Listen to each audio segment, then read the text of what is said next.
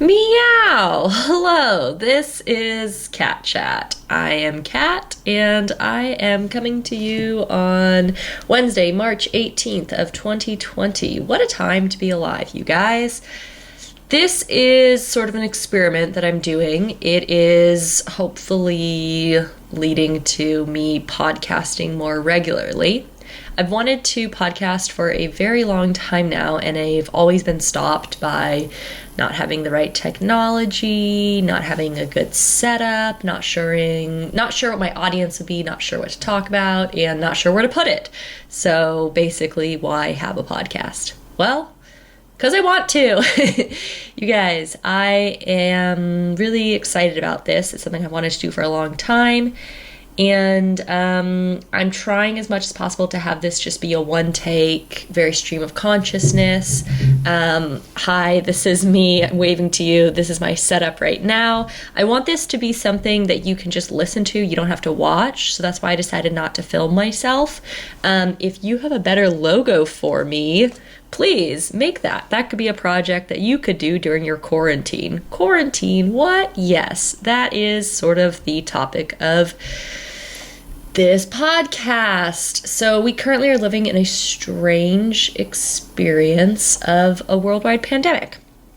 A lot of people are not sure how to spend their time quarantined, and a lot of people are scared, and I want to talk to those people. I want to talk to my friends, hopefully people with different backgrounds or different experiences. I want to kind of get an idea of what everyone's going through. And when I've thought over whether or not to do this, the biggest thing I've thought of is what would I want to listen to right now? And I wrote up some questions that I'm curious about, that I want to hear the answers from, mostly about what your experience is. So in the future, I'm going to have my friends, hopefully from different states, hopefully in different backgrounds, call in and give their experience. But for today, I'm going to try to keep this short. I'm just going to go through my experience. So I'm going to ask myself the questions that I'm going to ask other people. So for now, I guess I'm going to post these on YouTube. Any kind of feedback that you have is really helpful. Hopefully nice feedback. If you don't, you can keep it to yourself. I'm really doing this for my enjoyment. Hopefully to educate myself and others, to listen to people's experience right now, and to have some fun. I want to catch up with my friends. This is a good way to do it. And hopefully you find some community in this right now.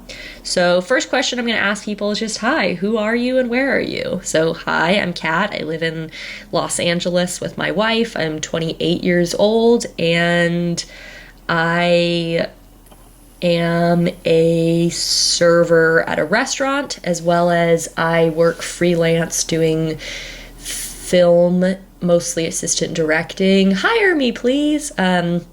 No, I've been doing a lot of projects the last 6 years out here in California, and obviously that's a little different right now. So that leads us to our next question, which is, what is your new reality? Both job related and maybe in the community.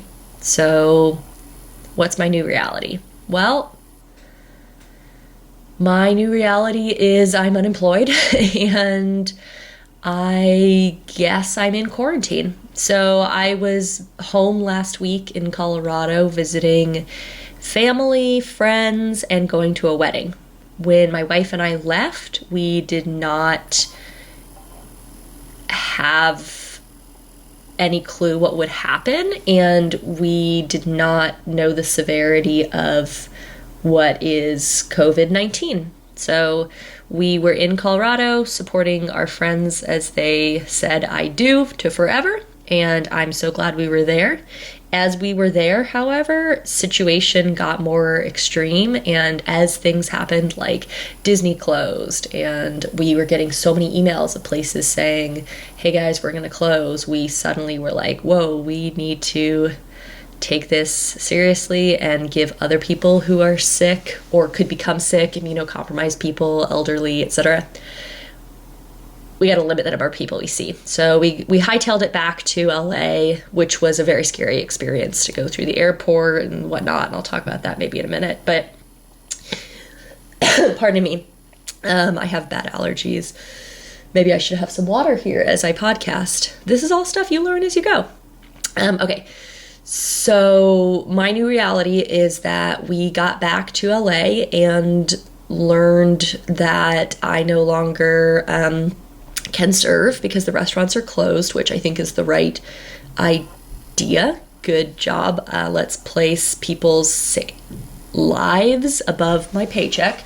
However, my new reality is I'm gonna have some water.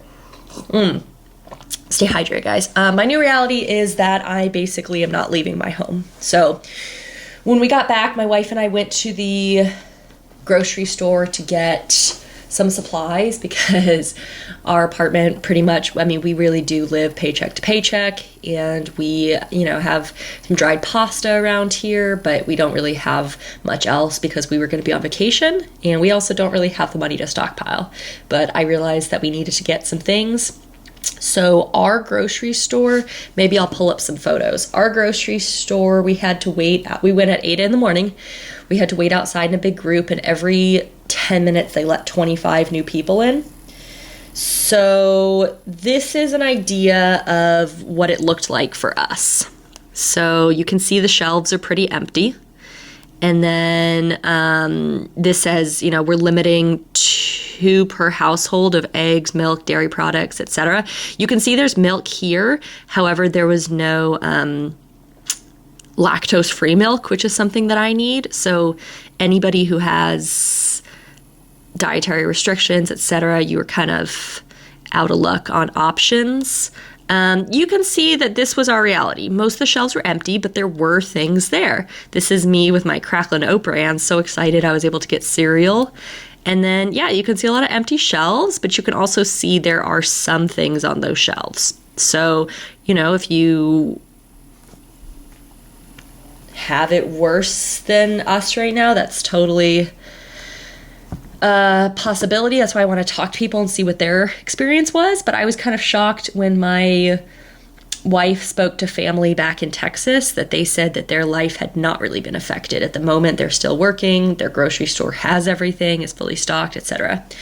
So we were able to get about $200 worth of groceries. We got things like canned goods, frozen goods, dry goods for the weeks to come. But for this week, we tried to get fresh stuff, some veggies, some chicken, things that we can eat right away to stay healthy. But I am basically not sure when I can go back to work. I need to look into unemployment because that's what our boss recommended we all do. However, with unemployment, you have to prove that you're searching for a job, which might be complicated because I can't. But people have been very kind with sending links to temporary positions.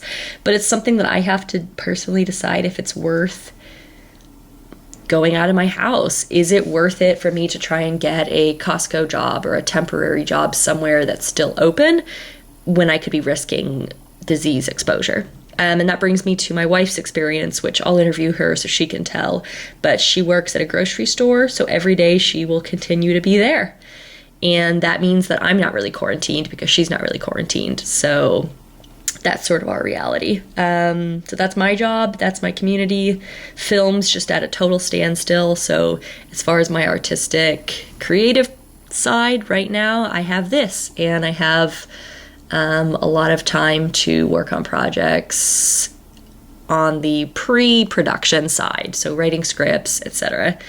So plans for finances, health, fun.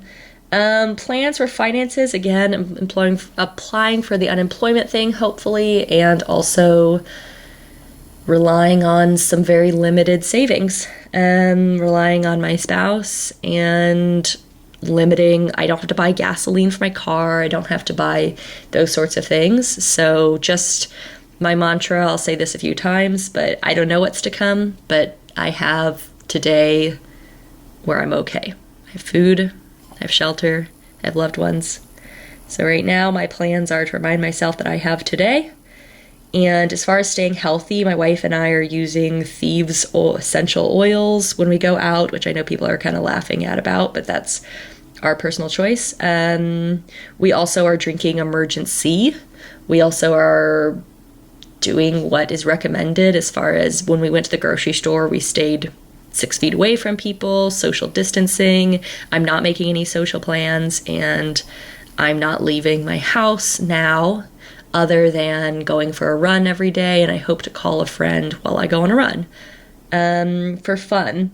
Yeah, so there's a lot of ways that I could sink into depression or fear or just mull over my mortality, but I'm going to stay busy. I'm going to keep myself on a schedule. I'm going to get up. I'm going to do what I do every day, which is stretch for a while, go for a run or a bike ride. I'm going to call people. There's a lot of something I recommend that we've actually done to stay in contact with friends from afar, living in different states, is we all play Jackbox games. It's a app on your, I'm sorry, it's not an app. It's, if you download, if someone has Jackbox games, then anyone who's in the room can get on their own phone or computer and go to jackbox.com and like find the room code so you can all play together. So what we do is we Skype each other so we can all see the same screen because it's all on one screen. So I know that sounds a little confusing, but Jackbox games is something worth looking into that you guys can play trivia, Pictionary, etc. together. There's also a lot of online stuff. I mean, the thing is, we're all mostly in this together. We're all home trying to find stuff to do. So reach out to people. Be the first one to reach out. Don't wait for people to reach out to you if that's within your mental health abilities and if that's uplifting to you. Or maybe you need time to reflect and take it easy. In which case, I have a lot of recommendations for movies, podcasts, books, etc. And I'll touch on that at the end. The next question I want to ask people is something positive they've seen. I'm really looking forward to hearing what my guests are going to say. I would say something positive that I've seen is just the helpers, you know, the people who, the man who gave me the last parking spot, or the people at the grocery store who said, oh, hey, I know there's no chicken here, but have you tried this grocery store? Just the people who are smiling, just the people who say hi to each other. At the airport, like, I really want to make sure that I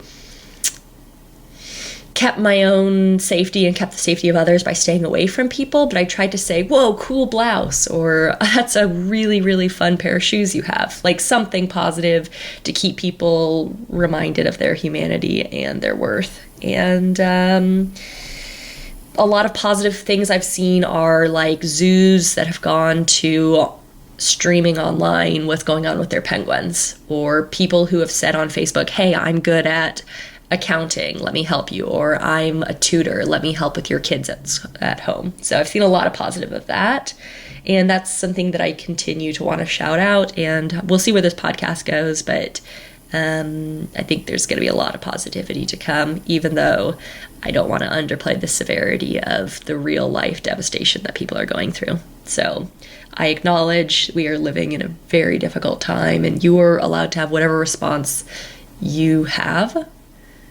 Experience that, but don't let it be your only experience. And if you're able to take in some positivity, I want to be that here, and I want you to keep reminding yourself that that exists. So next question was, at what point did you realize the severity of this, and any thoughts on your world impact? I think, again, for us, the realization that Disney was closing was pretty massive, because that takes an act of God to happen. So we were like, wow, this is really serious. And then as the schools started to close, we were like, oh my gosh, yeah, this is something that is not like today's news story and will be gone next week. This is gonna really change the world, because I said it already, but everyone has really had to think about their own mortality and also like what you will do to survive, and that impacts people in such a deep way. So I think world impact, you know, I mean, on a lighter note or on a sort of entertainment note, I would say I think that there's going to be a ton more movies like Outbreak. I think in the next 5 to 10 years, it's really going to be in all of our collective consciousness, that people are going to have a lot of pandemic entertainment, you know, in our books and our literature and our television. I think that it's impossible not to gravitate to that. So that could be a big thing. But I mean, I don't know the world impact. I think this American election is going to be impacted by this. I think not having the Olympics, not having the festivals, the entertainment, I just don't know. So that's a question I'm curious to talk to my guests about. That could be a longer podcast, but I'm trying to keep this short just as an introduction. And I don't even know technically if this is going to work. I hope you guys can hear me, and trying to keep this short. So something, my friend Faith, I talked to her a little bit about this podcast. I asked her what a good question to ask would be, and she said maybe what people are looking forward to after this. So we don't know when after this will be, but I guess I'm just looking forward to being able to go to the grocery store again. I'm looking forward to being able to hug people again. I am looking forward to the things that I put off. So I had wanted to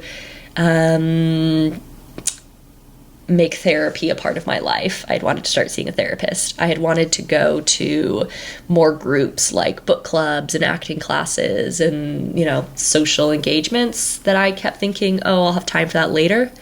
And now that I don't have the option of doing those things in person, I'm like, oh, really wish I were doing that. I know people keep posting the meme or the thought that, like, it's pretty sad when you're in quarantine and you realize that your life isn't any different. And I think I've been really feeling that like, yeah, I do go to work, I nanny, and then I come home and I watch RuPaul's Drag Race or I read, and I don't really go out a lot other than the big trips that I take for weddings and seeing people and their babies.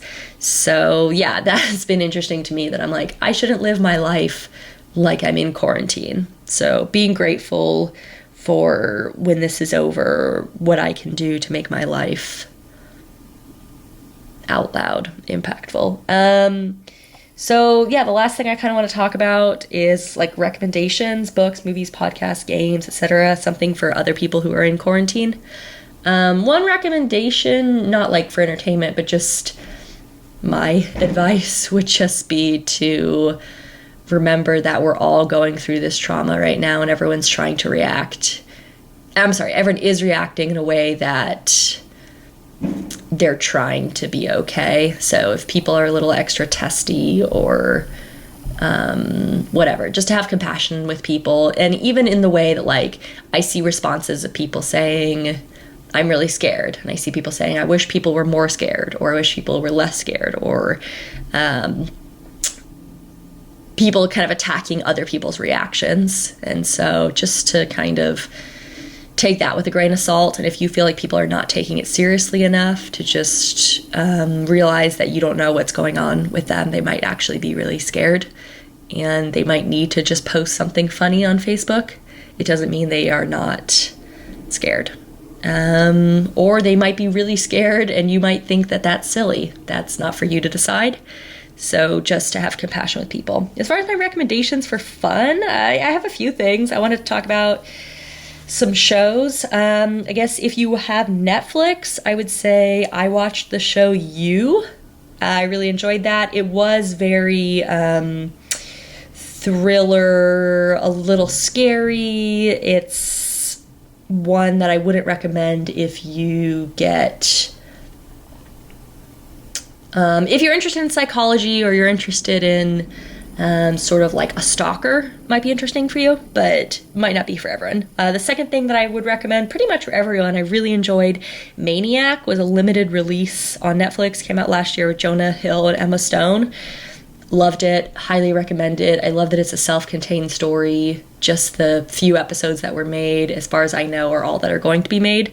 So that was great. An ongoing thing that I'm watching on Netflix is BoJack Horseman. So if you want to stream that along with me, I think I'm on season 4. I'd love to talk about it. Really enjoy it. Amazon Prime, if you have that. The Farewell is a movie that's on there right now. Came out last year, did not get enough attention, and it's incredible. I recommend that. If you have Hulu, I would say What We Do in the Shadows is incredible. the TV show and the movie. AP Bio is a show that I really love and I don't hear people talking about. It did get canceled, which is highly unfortunate, but maybe if we all go watch it, they'll make more. I would say the documentary I really enjoyed is called Hail Satan. That also came out last year. Hugely recommend that. Lot to talk about with that. That was an interesting one. And then the last thing I'd say is on Hulu, my wife and I watch RuPaul's Drag Race, and that's something I could make a whole podcast about, my thoughts and feelings, but I love talking it over. So if you want to talk to me about your favorite queens and what you enjoy, I am loving that. For books, I would say I'm currently listening on audio to Michelle Obama's Becoming. It's beautiful. It's incredible. Go out and get it. I'm sorry, don't go out and get it.